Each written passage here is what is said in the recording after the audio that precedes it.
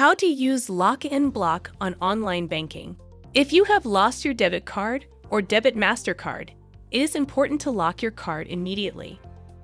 To do this in online banking, log into your account. On the left-hand sidebar, go to Account Services and lock your debit card. Click the Edit button on the card you need to lock.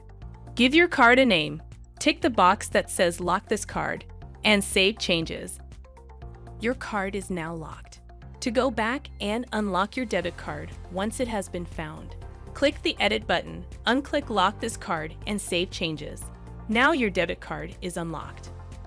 If your debit card is lost or stolen, contact Provincial Credit Union. But if it's your credit card that's lost or stolen, contact Calabria Card Holder Support.